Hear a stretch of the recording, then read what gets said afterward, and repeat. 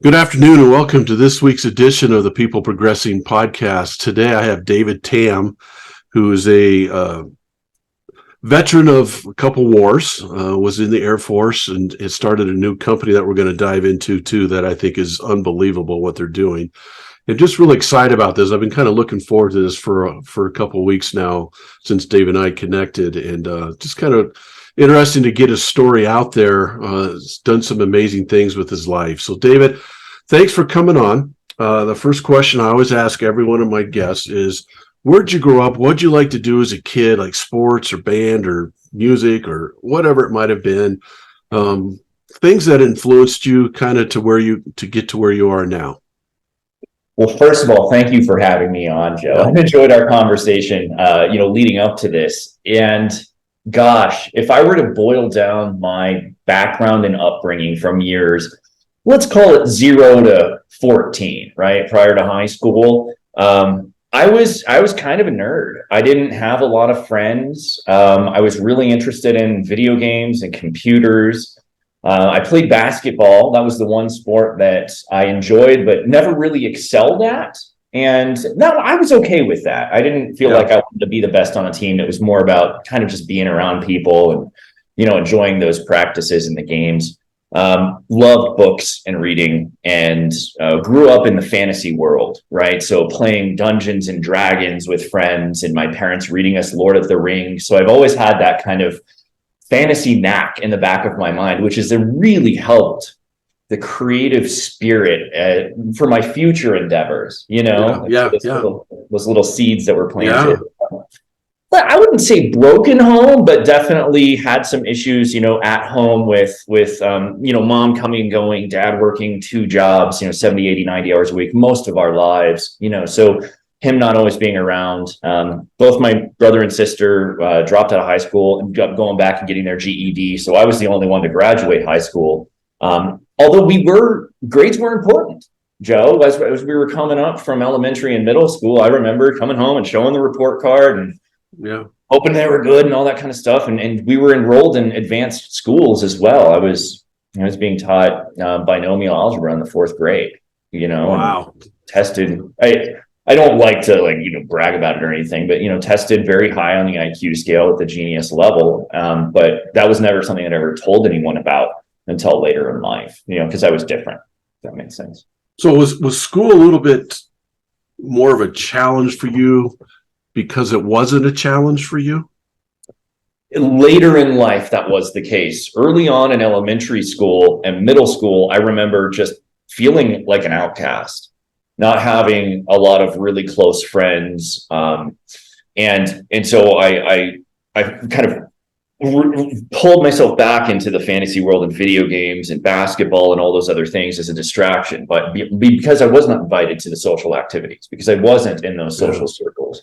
And then that all changed in high school, when I began to realize that I was a little bit different from a cognitive and skills ability, and I could pick things up really fast. And that's when I really started failing in school. You're exactly right. I remember the Spanish 2 textbook, and I read the first 4 chapters the first night we got it, and I could, and I could pick up that stuff pretty quickly, and the teacher was blown away. But then I just didn't do my homework because of it, which I barely graduated high school, by the skin of my teeth. Yeah. So then after high school, is that when you went to the Air Force, or did you have some time in between there? Yeah, well, Fairview High School, you may well know, it's kind of an incubator for Ivy League and big name schools, and it's a big deal, right? And so for us, we were economically challenged, and we couldn't afford to put me through school. Yeah. So I went to community college to start. I took my plan that I told all my peers was I'm taking a year off, which ended up being 5 years ish of. I would hop on a bus from Boulder, right out to Gun Barrel. What is that? 45 minutes an hour, something like that. Go take a class or 2 at Front Range Community College, hop back on the bus, come back home, and then go to work for 8 to 10 hours that night. And I did that for a couple of semesters. That's when I fell back in love with math. Okay. And I remember being frustrated with math in high school, but enjoying it. And then when I got the ability to take calculus and Calc 2 and Calc 3 and DiffEq, I had a class size. I remember calculus 2, it was a class size of 7. And it was the most incredible thing. I had this PhD in front of me that I could just pick her brain anytime I wanted, Yeah. and I was just vacuuming up the concepts, and I loved it. And I got straight A's, and then transferred over to CU Boulder. And gosh, don't quote me on this. I want to say it was 2013, 2012, something like that. Went there for 2 semesters and was academically removed. They essentially kicked me out. And I'll tell you why. There's a couple of reasons. I was used to that small class size, feeling welcomed. I was at home there. When then going to CU Boulder, it was 300 strangers in a room with a professor. I could barely even see the professor, and it was just, okay, we're going to sign you a bunch of homework, and here's my TA. Good luck, and that was. Yeah. And I'm paying 20 grand a month for that, or I'm sorry, 20 grand a year for that. It was crazy. Yeah. So they sent me a nice little letter and said, please don't come back. which didn't deter you from moving on and doing great things. It's such a interesting story, because what you're describing is when you had the one-to-one contact with somebody that showed an interest in you, and you had an interest in what they were teaching you, is when you really flourished. You could see a purpose in that. And when you got into the bigger space with 300 people and a teacher that just said, do this, and my TA will grade it, and all that kind of stuff, it didn't show much interest. Yeah. It just shows the human connection is so important. And I think that's really, really an important aspect in all of our lives. But then, so that happened. Is that then when you went to the Air Force? Shortly thereafter, but I want to circle back. Yeah, you said go ahead. Something before we started this podcast, and you hit the record button, and you said helping to inspire people inspire themselves. Yeah. That's exactly what those professors were doing for me. They were helping me find my confidence and self-worth. And that's what a young man from a home without, parents that were always there, and, brother and sister that weren't there. I raised myself in a lot of capacities, Yeah. And it was the structure and discipline and the I believe in you that's where I completely flourished, because I didn't have that, as the internet. Yeah. So yeah, you're exactly correct. But after CU sent me that letter, and by the way, I love CU Boulder. Some of the education I got in the engineering department there is some of the best in the world. I love them. And I still go back to walk through the campus because it's one of the most beautiful campuses in the world. Yeah. But, I was bartending. I was working in restaurants. I was really successful as in restaurants, just as I came in as a back end kind of line cook, worked my way up, became a bartender. Before that, I was a cook at a Mongolian barbecue, and I would come in early, an hour early, 2 hours early every morning when they were still opening up, and I would practice juggling broccoli and flipping shrimp. And I could juggle an uncooked egg on the end of a sword and flip it back and catch it behind my back. And so I was in the newspaper, and they started sending me all over the country. And they said, go out to California and train all of their cooks to do what you do. I was like, okay. And I was 19, That is awesome. Yeah. They just literally, I remember Krista, she was the DM or whatever, and she pulled me in, she gave me envelopes. It was $250 in cash. Go drive out to the Irvine store, and here's keys. There's an apartment out there on Balboa Peninsula. That is awesome story. I got a fake ID in my pocket that says I'm 34. I'm good to go. And so that I was really enjoying the restaurant world, but there's drinking and partying, and I'm not going to school anymore, and I could just feel my life, spiraling downward. Yeah. And whether it's God or serendipity or just chance. I don't believe in chance. We had a security guard, Sean, come in and apply for a job, and I remember talking to him that day, and he walked different. He had a sense of confidence, and not to mention he was just jacked, all weightlifter type, and so he ended up being our door guys. Well, he was prior Air Force intelligence, and we became really good friends. And there was a period where I was sleeping on his couch because I didn't have a house, homeless, sleeping in my car and on his couch. And we had a serious conversation, and he was the inspiration for me to join the Air Force. Man, what a great story. And I will say this, One of the things that you never lacked was your work ethic. I mean, you mentioned it. You got on a bus, you drove 45 minutes to school, took 2 classes, drove 45 minutes home, worked 8 hours at night. And then when things didn't work out at CU, you dove into, the restaurant business. You started working hard there, even to the point where you go in 2 hours early just to practice what your craft was. Yeah. What a great story there, because that shows you the work ethic that it takes to be successful like you are. Now, I really want to dive into this Air Force thing. So you joined the Air Force. Mm-hmm. You had to go to the Air Force, call it boot camp. You go to boot camp and all basic that. Boot camp. Yep. Take us through that journey a little bit. Sure. Oh gosh, it was terrifying. I was so scared because I grew up in a very peaceful, loving home. Nobody was yelling and hitting and that kind of thing. We were very fortunate in that respect. Let's back up a little bit. That work ethic, I got that from my father. I watched him wake up at 5, 6 in the morning, get us ready for school, go drive to Denver in traffic, work 8 to 10 hours, come home, change, give us a hug, and go deliver Chinese food or manage a pizza restaurant from 5 or 6 p.m. until 1 in the morning, and then do it again and again. Wow, and again, wow, 6 days a wow. week. Yeah, and he never complained. He fell asleep at the wheel several times, but he never complained. Yeah. And I give 100% credit to him. And that work ethic piece, you're going to hear seeds of that throughout the Air Force journey and beyond as well, right? So at 24, I'm in a recruiter's office, and I don't know what I'm doing. I didn't even know there were different branches of the military. I thought everybody was a soldier, Yeah. And so I walk in, the Marines try and grab me because I was in fair enough shape, and they tried to pull me in. I said, no, I'm going to the Air Force. And I studied my butt off for the ASVAB, the enlisted entry test that you take that determines what career you'll be in for potentially the rest of your life, or that 20 years. So it's important.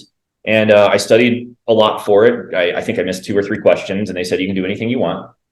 And so I said, did a little bit of research. I said, I want to do what pays the most on the outside, because I was economically driven. Yeah. Still am to a certain degree. Yeah, so we all are. Yeah, right. It allows freedom. And so I enlisted. It was in the nuclear systems field. It was like nuclear systems support. It was supporting the ICBMs, and it required an extremely high test score. So great, go into basic training. And I was working out and I was in shape, and so it wasn't a big deal physically for me. It was more of a big deal emotionally for me, having, muscled up 300-pound dudes in your face screaming at you. I mean, it rattles you, and that's on purpose. So I think we started with 52, into with 41 or 38 or something like that. But it was near the end of basic that his name was Staff Sergeant Bender. Bender, if you're still out there, I love you. and he pulled me aside and he's like, hey, and he didn't do it this nice, right? This is how I'm kind of explaining. Yeah. He pulled me aside and said, something's going on. You're getting reclassed from what you were going to be in nukes. And because your security clearance did not get approved, you're going to be in aircraft fuel systems maintenance. So you're going to be crawling through gas tanks in the middle of the night, scraping sealant out of the corners of jet tanks. Oh, man. Enjoy your career. And that's happening while I'm going through basic, right? Complete meltdown. Well, you can't, there's nothing you can do at that point. I mean, there were guys that could disenroll for various reasons. I wasn't going that route. And so, again, I was 24. Most of my peers in there are 18, 19, 20, right? Maybe 21. Right. And so I was one of the old guys. And there I was. I went, got finished basic. They put an extra stripe on me because I had a little bit of that community college from Front Range, and off to tech school at Shepherd Air Force Base, learning how to, first time I ever held a torque wrench in my life. I didn't know what these tools were. Wow. So they're teaching me how to work on wires and all this kind of stuff in the fuel systems. And so I graduated, but I did very well because I studied my butt off, and I just, after class, went to the gym, went to go eat, study. That's what I did. There's the work ethic again. Yeah, bingo. And so they said, well, we've got one overseas slot in the class, and Tamm, it's going to you. You're going to Japan. And that was that launch button that propelled me to that's when you really put, kerosene on the fire of what was to be my life. And it turned into something truly magnificent in my eyes. And I'm off to Japan. And it's a crazy story. I ended up having to talk to a television producer in the airport because they didn't tell me to bring you in. So I had to borrow money from a stranger, shaved head. in Japan, and I got to my first airbase, Kadena. And again, in our first term airman center, Master Sergeant Laney, this was about, I don't know, 15 years ago, said, "Hey, Tam, you're the most senior in the class. You're going to be in charge. Don't mess it up." Wow. Yeah, and there's 35 of these guys and gals that I've never met before in my life. Cool. Yeah. Yeah. Buckle up, guys. This is going to be fun. Let's go. That's awesome. And just, we crushed it. We did PT together. We went through classes together. And then I went to an education briefing, Joe, and I had no idea. My recruiter didn't even tell me you can go to school for free when you're enlisted. College, wow. Yeah. bachelor's, master's, doctorate if you want, free. Yeah. So that's what I did. I got to my first duty station, and I started volunteering for anything I get my hands on. I started taking night classes, CLEP tests. You can like test out of college credit. I ended up doing 134 college credits in 18 months. I took the officer qualification test and I was scoring the 95th to 98th percentile. And one of my captains, Captain James T. Flagg, yeah, I think he's a major or something now, maybe more. He's like, "You should be an officer." And he did what you were talking about at the very beginning: inspire somebody to inspire themselves. All he did was plant seed. And I had never considered I could be one of those guys wearing bars, getting a salute. Yeah. Wow. So that's what I did. And it's amazing. I want to go back. Sure. What a incredible journey. First question I have is this. Yeah. When you decided at 24 to join the Air Force, what kind of leap of faith was that? What kind of, that had to be some questioning of yourself. Should I do this? Should I not do this? I'm 24. What am I getting myself into? So that's the first question I have. And I have some other questions after that one, but answer that one first and we'll get to the next one. I get a little emotional around that one because I remember my mom, she said, I will do anything for you to not join the military because of the administration at that time in 07, 08. And she cried. And I remember my sister getting upset with me because she's a peace, love, and happiness artist. Beautiful person, right? And they were scared for me more than anything. I think they were scared for themselves as well of losing me. And so, you're volunteering your life. Everybody that's raised their hand for that oath, they're fighting for your freedom. Yours, right? Not theirs. They lose their freedom when they raise their hand. Right. I don't think people understand that. Yeah. So for me, it was a leap of faith. It was utterly terrifying. But in those moments, there's a guiding force, whether it's God or just a soul, or I don't know, but something was pulling me in that direction. It said, "This is the way, go that way." And so I just did. And it worked out. It's still working out. And now I'm helping the younger guys that are trying to become officers to this day. I had a conversation this week with somebody who's looking at becoming an officer. I got it for you, and I feel like I tried to put myself through the hardest things I could to make myself a better person, even if I didn't realize at the time I was doing that. Yeah. Does that make sense? No, it makes total sense. You challenge yourself to improve yourself. And each challenge that you put yourself through, you gain more confidence in yourself.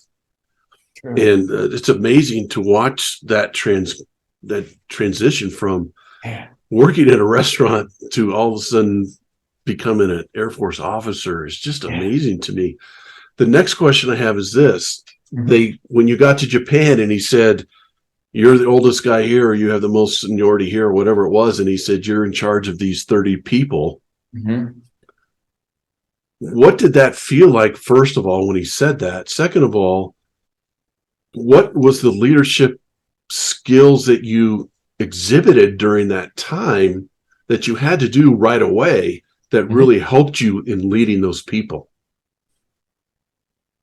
I remember feeling this sigh of relief that somebody's going to finally believe in me. Oh, wow. And give me an opportunity. Wow. And I knew from day one, I could out PT anybody in this room, hands down. I will run until my feet fall off. There is no stop, right? Like, it's that level of dedication. It is, I will never ask anyone to do something that I'm not willing to do. And we're going to hold each other accountable. And it's the same stuff when you're running a crew in a restaurant. Get your crap done, get dialed in, let's have some fun and go. Yeah. That's how I run my companies. I'm still very novice in my leadership skills, even as an Air Force officer, after being in leadership laboratories all over the world and working with international militaries and being downrange in combat, running a combat crew. I'm still a novice. I'm still learning, right? You are too. Yeah. Oh yeah. Yeah. And Yeah. so Yeah. The clock never runs out on growth. I love that. Yeah. So it was, well, in a lot of times in those junior roles, it's kind of fake it till you make it. Yeah. You get up in front, you learn everybody's name, right? That's one thing I learned very early on is I was always watching the NCOs and the officers, of the creeper in the corner, kind of how are they doing things and what's on their notepad they're reading at lunch, Oh, it's everybody's names. Interesting. Everybody else is taking lunch and they're memorizing everybody else's name. So when everybody else comes back, I know everyone and nobody else does. Yeah. Right? Like it's those little things. And so it was the first term airman center, but that was the first opportunity for leadership to say that I can shine. I can reinvent myself and I can be an absolute rock star here because nobody knows me. And I'm going to go back to something you said. It really struck a chord with me. You said, I asked you the question, when they gave you the chance to lead that group, or they threw you into that chance and said, you're going to lead these people, you said something that was really profound. And it was the word opportunity. And what I want people to get out of that is this. You can look at obstacles, challenges as opportunities, or you can look at them as obligations. And you just nailed it. You said, the first thing you said was, I just took that as an opportunity and ran with it. Man, just think if you would have taken it as an obligation and they said to you, hey, you're going to lead these 30 people. And you would have said, man, I don't know if I want to do that. That's a lot of pressure on me. That's too much for me. I can't do that. All of a sudden, that's an obligation. If that one choice that you made between opportunity and obligation propelled you so far in your life, it's unbelievable. Thank you. I didn't, it's like you don't realize it at the time in the moment. It's just who you are. You step up, right? Right. The same thing happened to me in officer training school, though. And we'll fast forward 3.5 years. We'll go back, but in officer training school, I was prior enlisted, and so immediately I knew how to march. I knew everything, the rank structure. And I mean, before going to officer training school, I looked up, and there was a secret forum where you could get the actual. It's called the Talon. It was like 140 pages or something. You had to memorize a quote of the day. You had to memorize dining procedures, where your salt and pepper go, how to speak to someone, where to stand. It was extremely complex. I had every tidbit memorized before I even went. And so I got the opportunity. They said, you're going to be a flight commander, and I was like, no, because I was paired up with a young lady, who needed some help with leadership. I was like, I know I can do this. So I'm like, I'll be the assistant. Let's put her in charge, And she did, and she crushed it. Wow. And she would have never had that opportunity if it was ego of, yes, I want that, you know what I mean? Because looking back, who cares, right? Right. But then learning how to give those little pieces of valuable leadership skills that you've been gifted and handing those to other people along the journey. That is one of the most gratifying things in the world. Yeah. Yeah. Oh, it's awesome, man. And again, you use the word opportunity. So I'm going to say this. So you caught me again, because again, you took your service. I always say this, you find your purpose when your purpose is greater than yourself. And you took that opportunity to give someone else an opportunity and to help and guide them. And to me, that's the greatest gift you could ever give to somebody. And that's why we're here, in my opinion. That's why we're on this earth. I agree. Right? 100%. You got me so fired up. I got goosebumps right now thinking about this. What a great way to explain what you just explained, because so many people would take the route of, oh, you're giving me that opportunity, I'm taking that and run with it, and if she wants to come with me, she can. But you said, no, what? This is an opportunity for me to help someone else gain more leadership, because I think we have a huge leadership void in our country. 100% agree. And you just provided our country with another leader by that decision.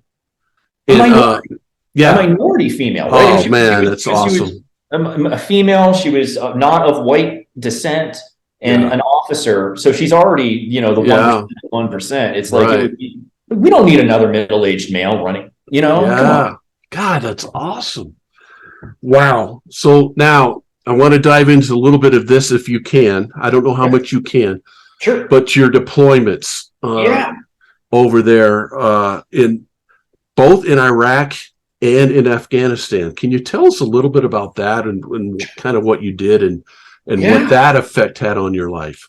absolutely. I got all my fingers and toes, and so I won. Okay, Yeah. Yeah. I look at the guys and gals that come back not intact or come back in a box. Yeah. I'm gonna cry because it. Yeah. Thank you. Yeah. Because of you. And so for me, it was very cushy. I'm not gonna lie. I was Air Force. I was an Air Force officer in a HAVA. It was high value airborne asset, right? So I was on a $330 million airframe because we were very, very high skill job. So after I was enlisted, I applied to officer training school and I became an air battle manager, which is the kind of offensive and defensive coordinator from the air when we go to war. Okay. So it's an expert in all airborne assets, friendly and not so friendly, and then all of the tactics involved of how we wage war: air to air, air to ground, air to surface, ocean, combat search and rescue, that kind of thing. And I was extremely good at it. I graduated top scope, so the best at the job, and because I studied my ass off. Did you work? Yeah, because I worked.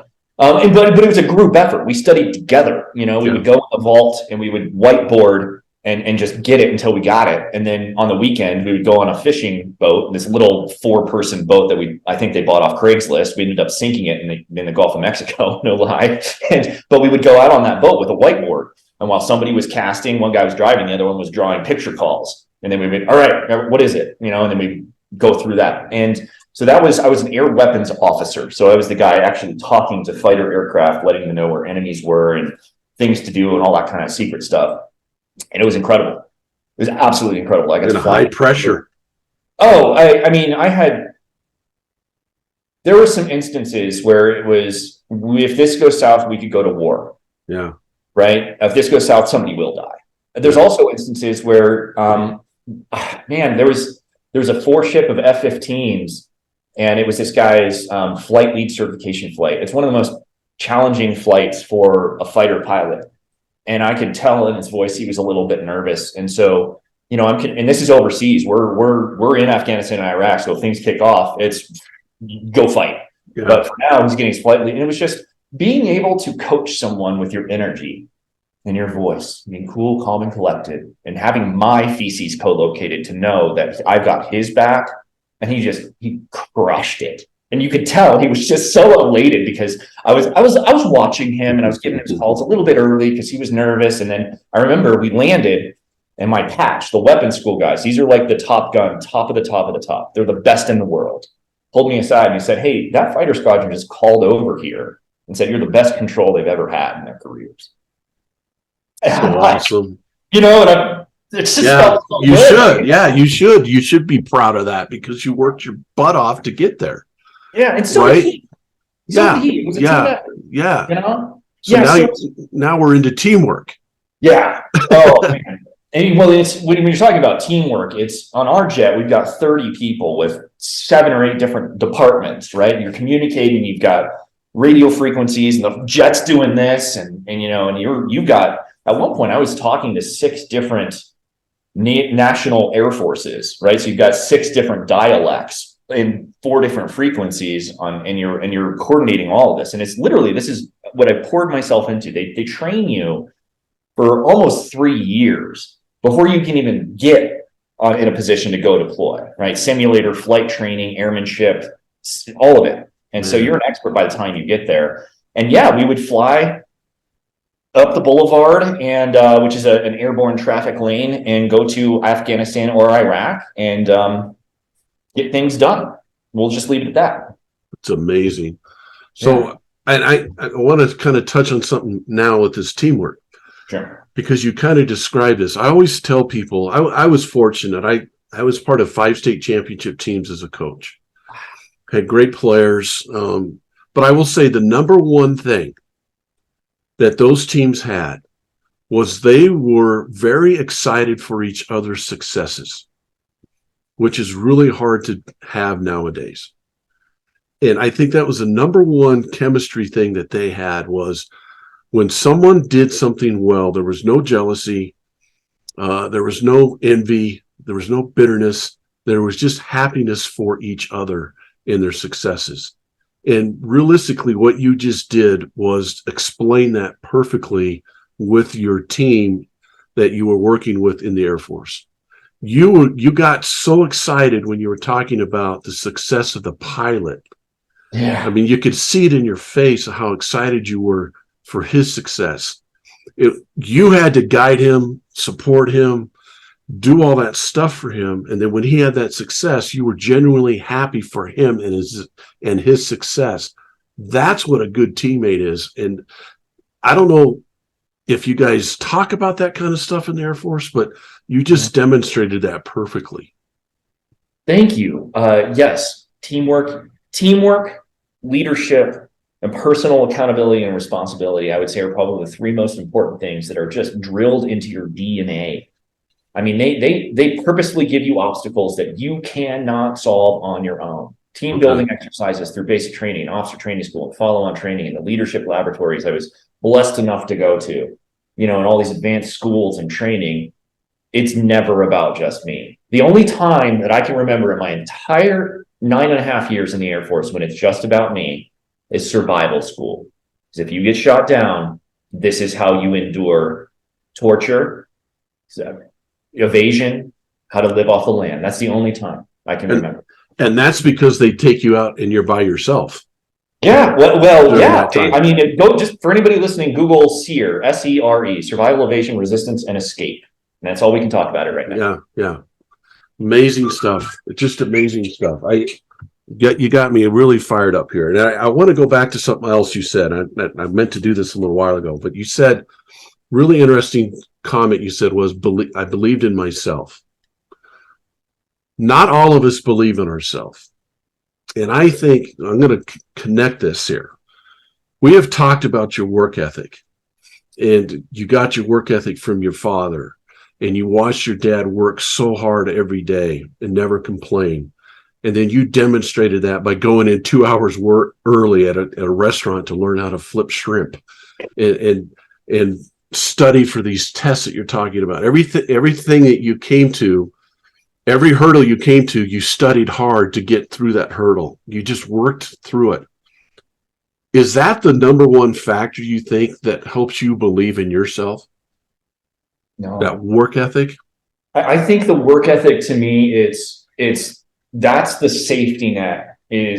I feel like I can always outwork anyone. I don't know many people other than like professional athletes, that are being paid millions of dollars to work, 14 hours a day. But for me, those moments of inspiration and believing in myself, those were given to me by other people. They're given to me by my dad. Sean gave me the motivation to join the Air Force. Captain Flagg gave me motivation to become an officer. My brother gave me the motivation to come play in the first startup, and now I'm 5 or 6 deep. And that's awesome. And again, it goes back to my saying that they inspired you to join the Air Force. They inspired you to start your first startup. They inspired you to do those things. And that inspiration motivated you. That's that self-motivation that helped you see it through. Right? They inspired you, but your self-motivation helped you see it through. So their inspiration motivated you. Yes. But at the end of the day, I did the work. I went to the library every Saturday and Sunday. And in Japan, my first year, I'm like, I'm not dating. I'm not even going to go near a woman for a year solid. Right. Just focus on me. Yeah. Oh, so awesome. You took the ownership then. Yeah. Oh man, this is beautiful stuff. Let's get into your business world now. You've started successfully launched 5 companies across various industries. Mm-hmm. Can you describe those a little bit and what you did? Sure. The first one was crazy. It was FirePoint Solutions. Initially, but my brother's idea, I was my last year in the military, we didn't even talk about my separation from the military. Crazy. I mean, I was a combat aviator, decorated combat aviator, a captain. They were putting me through an advanced upgrade training for surveillance stuff. And I disenrolled. I was the first person in the history of air battle management career field to ever do that. And they pulled my aviation qualification. And I want to talk about that openly because I handled it in a very poor way. I barged into my commander's office and I'm like, I don't want to do it anymore. Like, we're sending you to court. So that last year and a half of me separating out of the Air Force, moving to Colorado, I was taking vacation time. I was taking leave because I had accumulated so much the previous, X number of years. And I was coming to Colorado and I was working for free for my brother of learning how to program HTML and Ruby on Rails, learning how US MLS RETS architecture works, and teaching myself code and watching YouTube videos, learning how to do Google PPC while I was still doing Air Force stuff every day, And so I transitioned out of the military, packed up all my stuff in my Saab, drove to Colorado, and was at work the next day for FirePoint Solutions, which I ended up running all of their PPC divisions, data extraction, running all of their troubleshooting for MLS architecture. I built probably 250 websites, got invited to go do a little think tank at Google. And we ended up bringing it to about 4,500 users. And then it was gobbled up by a venture capital firm in New York. And then after that, started with my brother a digital services firm, which was websites and SEO. And because I fell in love with marketing. I was really good at marketing. And so, that's what I went back to school as well and was taking night classes during this time. And CAS services still operating great today. We grew that nationwide, whole bunch of cool stuff going on over there, but it wasn't scratching that itch. It was a marketing firm, And so I had a consulting firm that I started on the side. And then I co-founded a joint venture mortgage company with my brother. And then he went off and did that. So I was running CAS services pretty much on my own for several years, learning how to be a CEO, right? But I was, again, taking night classes, reading books, joining masterminds, getting coached because I knew that one day I was going to be at the helm. And so during that time I was taking leave, Joe, I was also visiting my grandfather in Florida, who was getting later in his years, and he was in his 90s. And I remember having that last conversation with him. And he was really struggling with cognitive issues and memory. And that was that initial seed of that turned into Pencerita. Of I think I know enough about software and leadership and tech to build something. I don't know what it is to make this process less crappy for humans, And then I fell asleep on a plane coming back from a real estate conference. And I woke up with the idea of life record. Oh my gosh, I can create an architecture of a database where we can use any type of media, but users back in control, and then allow them to share and send those messages after they're dead. So that we can learn from our ancestors, opposed to having to scrape and rebuild every 50 years. Yeah. And history being rewritten. Wow. Yeah. Because I want to go back. Go for it. You just got me so intrigued right now. Your separation from the Air Force. Yeah. Again, you had to make a choice. Yeah. And that's a tough choice because you were on a great path there. What was it that made you make that choice? I mean, what in your head said, this is the path I need to go now?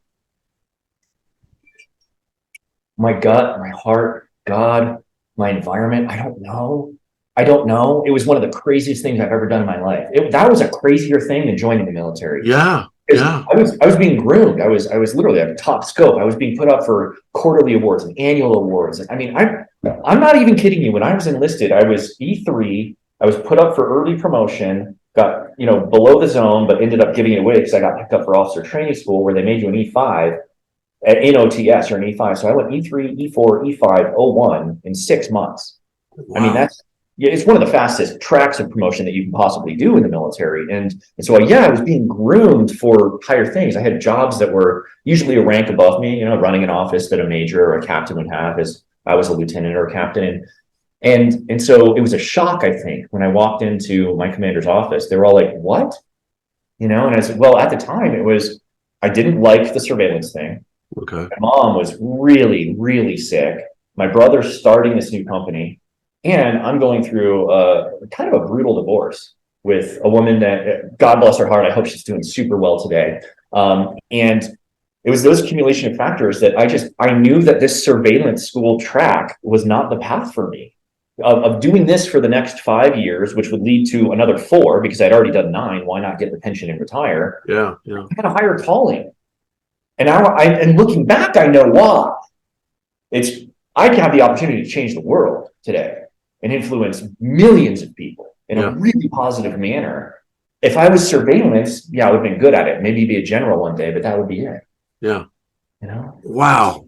I mean, it's just, again, the commitment to yourself and the belief in yourself to take that leap is amazing to me. I think it's awesome. Now, I want to get into your company now, because I think it's fascinating what you're doing. I tell people all the time that when we're all gone, when you leave this earth, your legacy should never leave. Your legacy will live on forever. That's what we should strive to do, is to leave a legacy that made our world a better place. And you're giving people an opportunity to not only let me think about the legacy that somebody's left. For example, quick story, I had an ex-player of mine, football, baseball player, unbelievable kid, was a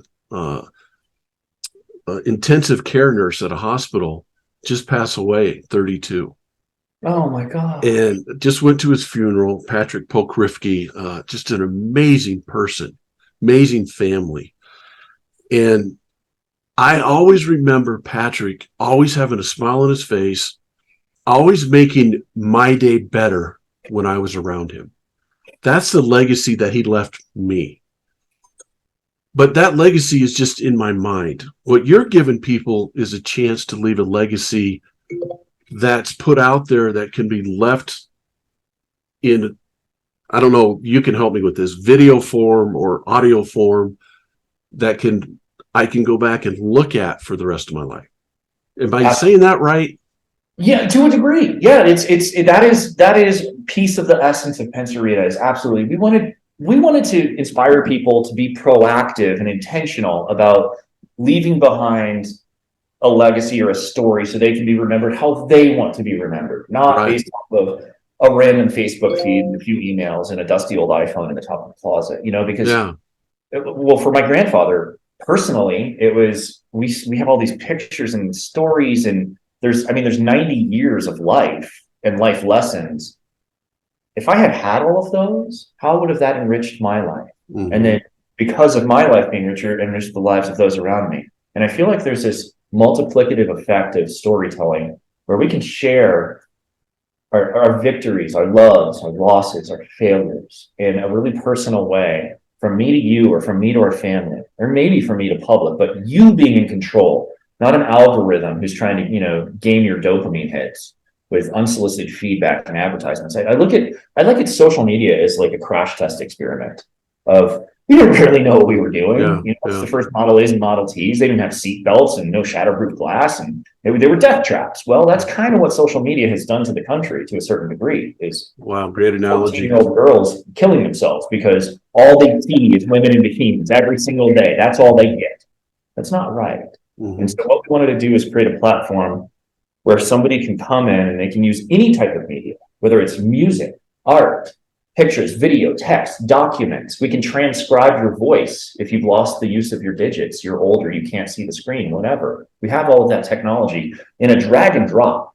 So you can customize it in a way that fits your creative medium. So for my mother, there's going to be songs on the guitar and poetry and fictional stories, and some truth. And that's how she wants to be remembered. And so what we're doing is then you can create all this content using thousands of curated questions that we've written for you. So one of our initial alpha contributors lost his father to Alzheimer's. He wrote 20 questions that he wished he could have asked Dad before he passed. And those are in the Pencerita database. Wow. In Wow. case you or someone you know is struggling with memory loss, all the way to major life events of celebration of weddings and new births and jobs and all those major life events that you want to save, but you're not maybe ready to share with the public to get unsolicited feedback from. So once that content is created, you can save it, or you can create rules of engagement so you can share them at a later time. And this is some of our patent pending technology, where we've got an alpha tester, actually a beta tester right now. She's in her 90s, and she's creating messages of happy birthday, congratulations on your special wedding day, graduation college, for 5 and 6 and 7-year-old nieces and nephews. She'll be long gone before those messages ever get viewed. But on their special day, hand them a tablet or VR goggles, whatever we're using at that point, you know what I mean? And grandma has something to say to you, even though she's been. Man, that is so cool. So what joy do you get out of running this company? It is one of the best decisions of my life, other than joining the Air Force, marrying my wife. This is on that list of top 5. I love it because I got to suffer. I got to suffer for almost 20 years of working my butt off, and not having the opportunities I necessarily thought I might have wanted early on. And then been in business in some really, really difficult situations. I mean, try running a company and bringing it national, doing all the sales, all the account management, all the leadership, all the hiring, all the firing with zero marketing budget and making it successful. That was what I was challenged to do, and we did it. And it's now I get to look back on that, man, that sucked, but I'm successful now because of that. And now Pencerita, I mean, I sent a text message last night to my right-hand woman, and it was, seeing you flourish fills my bucket up in a really profound way. And I mean, I have people that are taking 6-figure pay cuts to come work for us. We've got people that are working for free. We have presidents of national tech companies I can't even mention who are contributing on this project because it just means so much. To me, this is a dream. This is the lifelong dream. This is the American dream. It's such a privilege. Well, you worked hard for it. And you've accepted every challenge thrown your way. I will say that. So I want to kind of I want to put this in ways for me to understand it. Okay. I come to David and say, my 2 kids are 22 and my other son, I have 3 kids. So my 2 oldest are 22. My other one's 15. Okay. And I want to leave messages for them, or I want to leave messages for their kids, my grandkids someday. Yeah. And I want to leave a message. I'm just throwing this out. I want to leave a message for when my grandchild graduates college. Perfect. So I come to David and I say, hey, this is what I want. I want to do this. What does David do then for me? It's actually totally free. You just download the app, right? So we're on the App Store, Android, and on test flight. So we're in beta right now with very large, sexy beta tests. I know those 2 words are usually not used in the same sentence, but as soon as we launch, probably Q2 of next year, you can just download the app, sign up for the account, totally free. And then you add their email addresses and contacts into your contact list. And then you just go start creating content with our curated content paths, right? So using a template. And we've got literally hundreds of those with 20 to X number of questions under each of them. So thousands in total, or just go play, choose your own adventure from scratch. Like, so I'm doing one for the dog we just adopted and all his goofiness and everything. And I've got videos and pictures and text and audio, and it's all in there. And then on the 1-year anniversary of our gotcha day, my wife is going to get that. Okay. I hope she can't hear me right now. and it's going to be a surprise, right? Yeah. If I walk out and get hit by a truck tomorrow, it's there. It's there. It's there. And it's not going anywhere. It will be there. Mm-hmm. So man, I just think it's so powerful. I absolutely love this idea of what you're doing. I'm going to challenge you with get creative with it. That was my purpose. I want to give people a tool and a voice. We're bringing this, we have international trademarks. We're bringing this to Mexico and Africa and Malaysia for people that don't have a voice, right? That algorithm on Facebook is preventing them from seeing certain information. I send messages to myself. David, you said a month ago this was your goal. How'd you do? Right? And that is one of the most powerful things. If you can hear messages of inspiration from yourself, Well, yeah. the therapeutic value in that is phenomenal. And I think we might be at the precipice of a new type of technology through that, perhaps artificial intelligence, where we can have conversations with likeness of our loved ones that have been gone for quite some time. Wow. I'm loving this.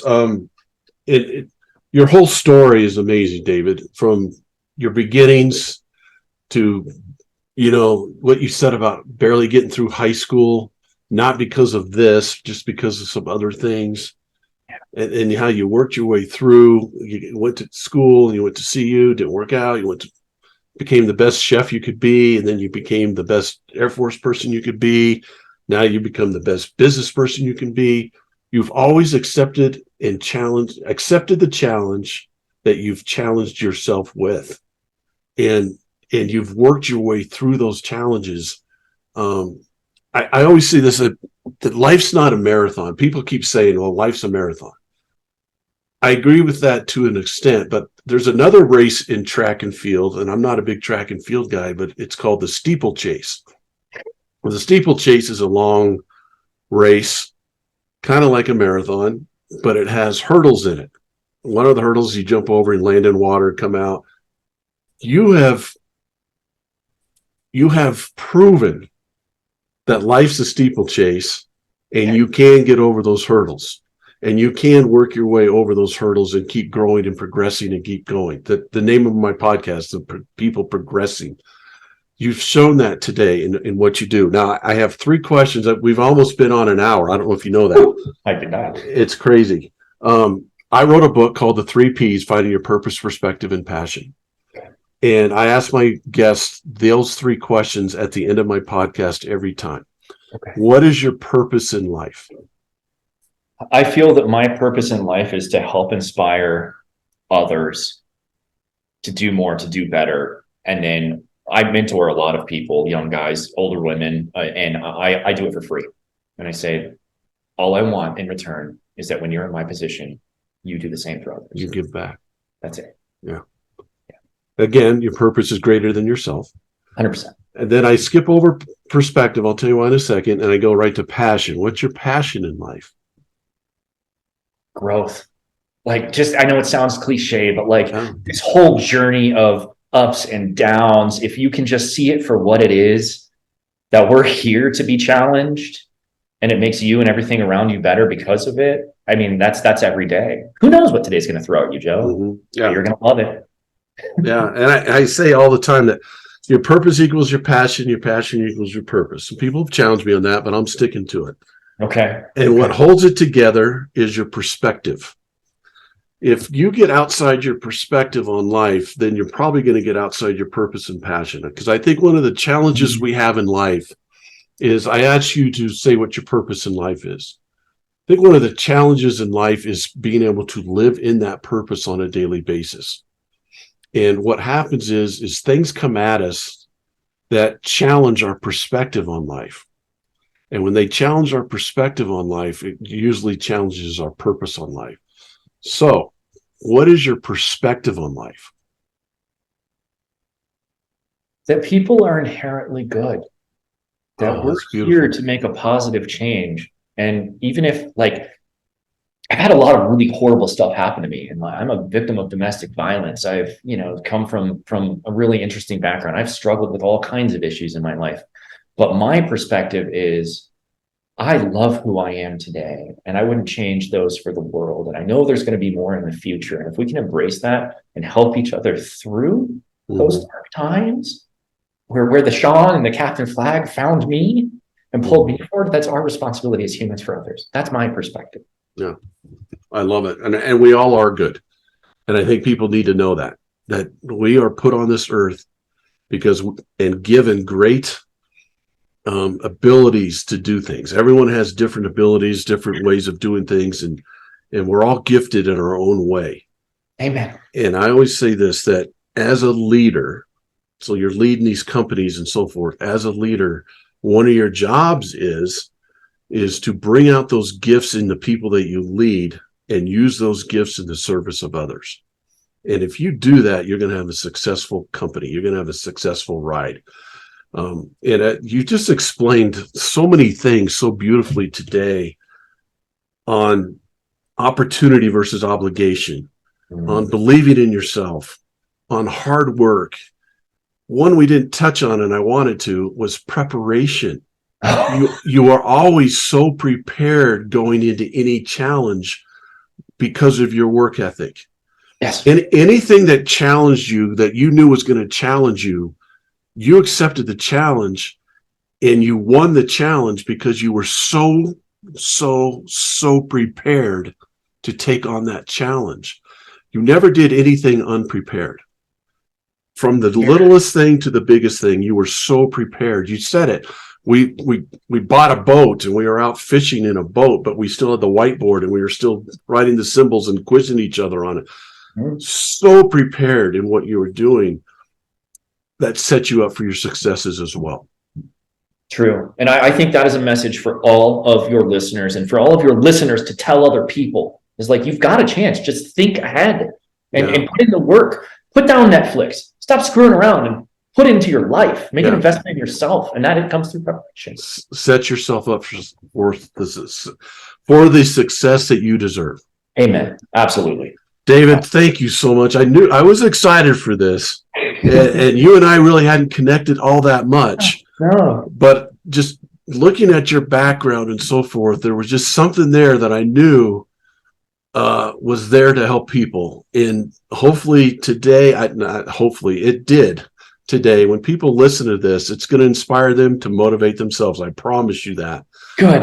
And you're that type of a person, man. Keep doing what you do. Last thing, sure. How can people get a hold of you, or how can people get a hold of you to do what you're talking about with your company and so forth? Totally. Well, before we go there, thanks for having me on. This really brightened my day. Yeah, it's awesome. Great host, and I love your energy. So have me on again in a couple of years. Okay? I will. Trust me, I will. Okay. So yeah, if you want to go to the website, Pencerita, it's PENCERITA.com. You can sign up for our newsletter, watch the videos and how it works. We're in beta right now, and we will be launching in probably late Q2 of next year. And then you can find me on LinkedIn, David Tamm. I'm the guy with the goofy smile and the pink shirt. Yeah. And the other thing I will tell you this, if you guys get on and do what he's on your Pencerita, if they do that, I can promise you will have no regrets for doing that, because what you're leaving your legacy for other people. I got goosebumps thinking about this right now. It's just such a great idea. Oh, thank you. Everyone deserves to do that for the people that are coming behind them. Yes. And I'm going to tell you, that idea for Pencerita, it wasn't mine. It was given to me. I fell asleep on a plane and I woke up. I ran with it. That's it. Guys, if you have a good idea, write it down, expand on it, and go. Go. And serve others. Amen. David, thank you so much. Thank you guys all for listening to this week's edition of the People Progressing Podcast. What a powerful edition. You can get a hold of me through CoachJoeWhite97@gmail.com. I'd love to come speak to your groups, work with your groups, and so forth. So I appreciate everyone listening, and please keep progressing. Have a great week.